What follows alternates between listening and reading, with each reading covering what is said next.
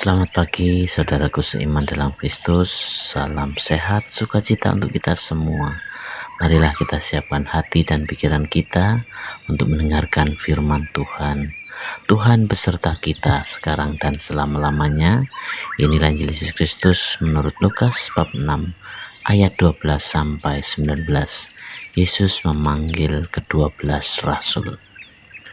Pada waktu itu, pergilah Yesus ke bukit untuk berdoa, dan semalam-malaman ia berdoa kepada Allah.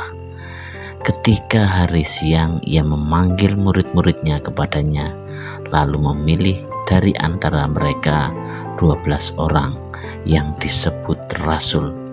Simon juga diberinya nama Petrus, dan Andreas saudara Simon, Yakobus dan Yohanes, Filipus dan Bartolomeus, Matius dan Thomas, Yakobus anak Alfeus, dan Simon yang disebut orang Selot, Yudas anak Yakobus, dan Yudas Iskariot yang kemudian menjadi pengkhianat. Yesus mengajar dan menyembuhkan banyak orang. Lalu ia turun dengan mereka dan berhenti pada suatu tempat yang datar. Di situ berkumpul sejumlah besar dari murid-muridnya dan banyak orang lain yang datang dari seluruh Yudea dan dari seluruh Yerusalem dan dari daerah pantai Tirus dan Sidon. Mereka datang untuk mendengarkan dia dan untuk disembuhkan dari penyakit mereka. Juga mereka yang dirasuk oleh roh-roh jahat beroleh kesembuhan. Dan semua orang banyak itu berusaha menjamah dia, karena ada kuasa yang keluar daripadanya, dan semua orang itu disembuhkannya. Demikianlah sabda Tuhan. Terpujilah Kristus. Selamat pagi saudara seiman dalam Kristus. Dalam bacaan Injil hari ini kita diajak melihat bagaimana Yesus mengawali sesuatu yang penting dalam hidupnya dengan berdoa. Sebelum memilih 12 murid yang akan mendampinginya dalam perjalanan dan karyanya, Yesus berdoa sepanjang malam. Ini menunjukkan betapa Yesus mengandalkan hubungan yang erat dengan Bapa di surga dalam setiap keputusan besar yang ia buat. Seringkali kita menghadapi keputusan atau tantangan dalam hidup kita. Mungkin kita bingung, merasa takut, atau tidak tahu harus bagaimana. Dalam saat-saat seperti itu, Yesus mengajarkan kita untuk berhenti sejenak, berdoa dan memohon tuntunan Allah. Melalui doa kita diingatkan bahwa kita tidak sendiri. Tuhan selalu menyertai kita, dan kita dapat bersandar padanya dalam setiap langkah hidup kita.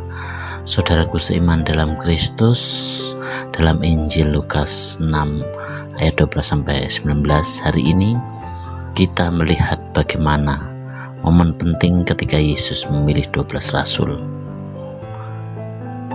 Yesus menghabiskan waktu sepanjang malam berdoa kepada Bapa di surga. Pagi harinya ia memanggil para muridnya dan memilih 12 orang yang akan menjadi rasulnya.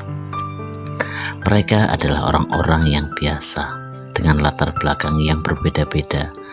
Namun Yesus melihat sesuatu yang luar biasa di dalam diri mereka.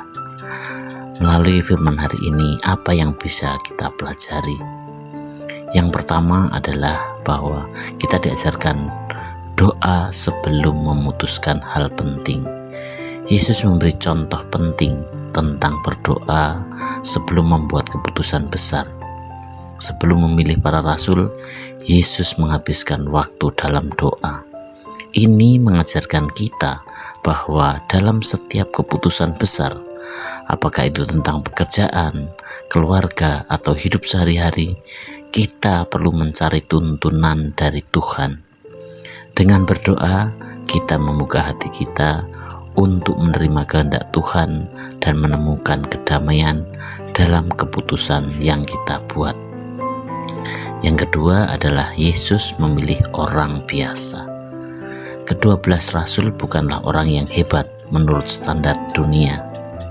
Mereka adalah nelayan, pemungut cukai, dan orang-orang sederhana. Namun Yesus memilih mereka untuk tugas besar, menjadi saksinya dan menyebarkan kabar baik. Ini mengingatkan kita bahwa Tuhan tidak memandang dari segi kecakapan duniawi, melainkan dari kesediaan hati. Setiap dari kita dengan segala kelemahan dan kekurangan bisa dipakai Tuhan untuk tujuan yang besar jika kita mau menyerahkan hidup kita kepadanya. Poin yang ketiga adalah tugas menjadi rasul, yaitu menyebarkan kasih. Setelah dipanggil, para rasul menjalani hidup baru sebagai utusan Tuhan. Mereka bukan hanya mengikuti Yesus, tetapi juga diberi tugas untuk menyembuhkan dan memberitakan kerajaan Allah. Dalam kehidupan kita juga dipanggil untuk menyebarkan kasih Tuhan kepada orang-orang di sekitar kita. Ini bisa menjadi perbuatan kecil, kata-kata yang baik, dan kehadiran kita bagi mereka yang membutuhkan. Tidak harus melalui perbuatan yang besar. Dari hal-hal kecil itu bisa menjadi dan berdampak baik untuk orang lain.